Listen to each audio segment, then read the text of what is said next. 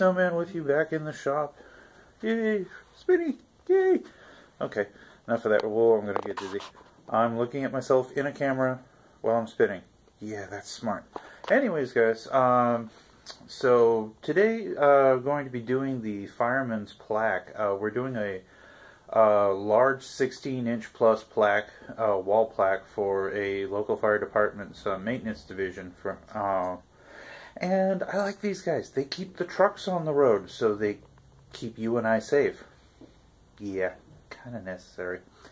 But anyways, guys, let's get to getting on the project, and I'll show you what's going on.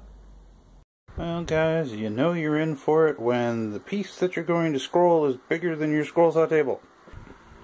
Maple Maltese cross with a maple backer, which is underneath, and is going to have a 15.5-inch Maltese cross in black walnut inlaid into the maple layer. Oh, wish me luck, because to scroll this, I have to stand at the scroll saw, not sit, because I'm sorry, I'm a big guy. So this plaque does not fit between my gut and the scroll saw. Wish me luck.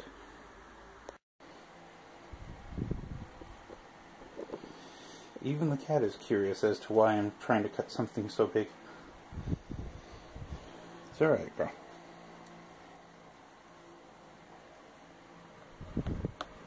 No, no, no, don't chew on...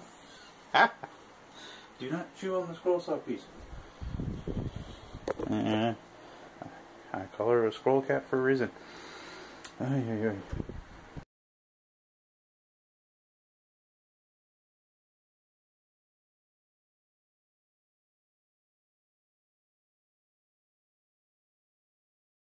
Okay, well, come to find out at this point that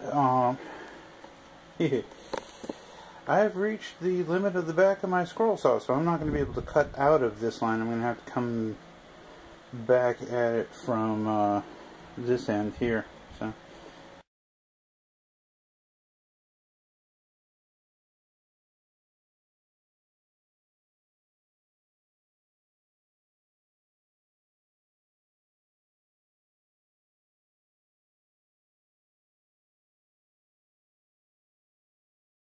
Okay, so change of plans.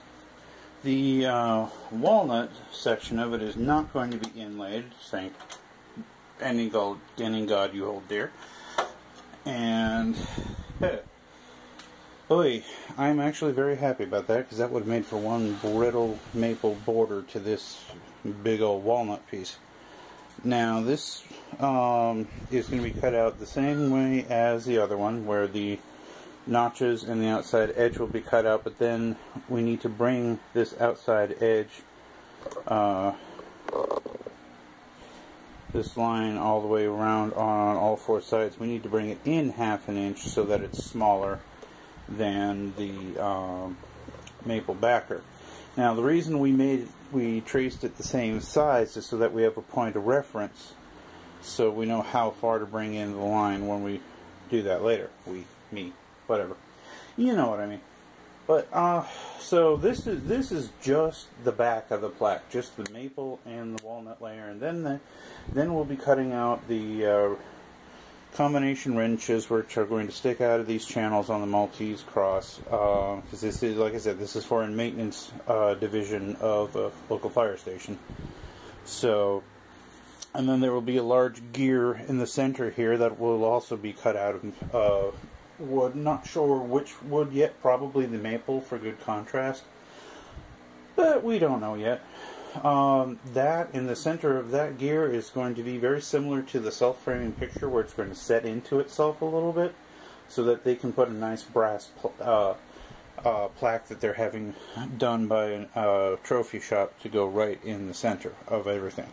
So, work in progress. We got some more cutting to do. I'll speed that up so it's not as boring as watching paint dry, and yeah. Same old, same old.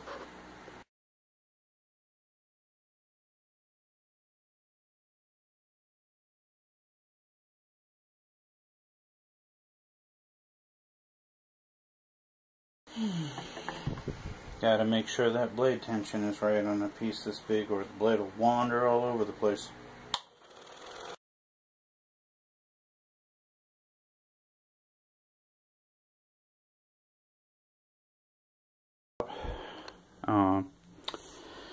The madness is going to start to make a little bit more sense. Now, the reason these channels are so much larger is that's to leave the maple visible around these smaller channels. Now, this is the backboard, and this piece will be cut down so that it fits inside, well, inside the entire maple piece. Now, I'm not going to line it up on the registration pins because those pins fit pretty tight, so we still have more cutting to do on this piece. But we are getting there, and this is the gear pattern that's going to be in the center of this piece. Now, currently, it overlaps a little bit, so we'll probably have to shrink it down. I'm not entirely sure if that's what the customer wants, because my father's the one talking with him. So, put me on the saw. I'm better dealing with wood than with customers. So, but anyway, okay guys, so we're out here in the garage and started to do the assembly on the plaque, and as you can see, the two layers of maple are being glued together. The registry pins are keeping everything all lined up and happy, and these pieces here are going to be the wrenches. Now, the decal that we're basing this entire plaque off of is this guy right here, Fleet Maintenance. So it's we're not going to be doing the fireman or the fire truck, but we are going to be doing the ring gear, which is this guy right here. And he has choices as to whether he wants the maple or the red oak wrenches to stick out of the plaque like these here. So, yep. Hopefully the customer is happy with what we're coming up with. I ended up cutting out this second set of the red oak wrenches. My father cut out these maple ones, so we'll see which one he likes and go with that. Now, this gear, like I said before, is going to sit in the middle of the walnut Maltese cross. And this ring right here, this circle, is actually going to be cut at roughly a 3-degree angle, and it's going to sit into the gear, very much like the self-framing picture I did in a previous video. So that way the gear part will be lifted up as a border, and they can put their brass plaque right in the center of this. So we shall see what they come up with. So at final assembly we know how the heck this is going to go together. But guys, as this is an ever-evolving project, the customer has decided that he wants the center of the ring gear and the wrenches to be a high finish or a high gloss black, so that that's their choice. It's their project, so of course we're trying to keep the customers happy. So, yep, this project seems to be changing daily, which is fine. I mean, I'm just very proud of my father and I for being able to adapt to a customer's needs so well. So, I know, adapt. It's painting, but still, you get my point. This time, this is the ring gear that I showed you guys earlier. What I'm going to be doing is this circle in the center of the gear. Yes, I know I'm being over-explanatory, but whatever. That is going to be cut at a 3.5-degree angle so that it sits down into the gear, so that they have the space to mount their brass plaque or whatever the customer is wanting attached in the center. So once I get that angle cut done, I'll set the table back to 90 degrees and cut out all the gear teeth, and this piece will be done. Like I said, it's large, fairly simple shapes that are being cut out, but it's the combination of them that's making a very nice detailed plaque for the customer. So, and away we go. For this cut, I'm back to the number 3R Pegasus single skip, because you want as thin a cut as possible so that when you do a taper cut like this, the piece doesn't drop all the way through if you're using too wide a blade or anything like that. It doesn't screw up the whole point of the taper cut. So, number 3 is pretty much the thinnest blade you can get away with when cutting almost half-inch thick maple. I could go to a number 2, but I'd go through like 3 blades trying to cut it, and it's just not worth it. And it's not significantly thinner enough to really matter.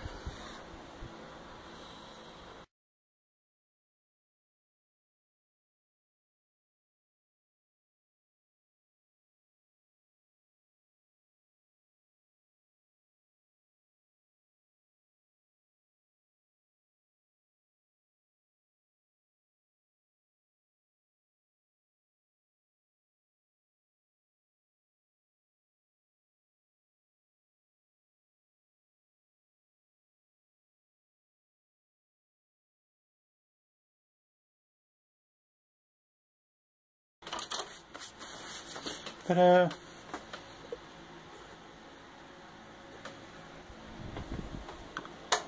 Alright, so as we pull the piece off the saw, you see exactly the point of the taper cut, as it now sits down nice and easily inside the piece, and we are good to go.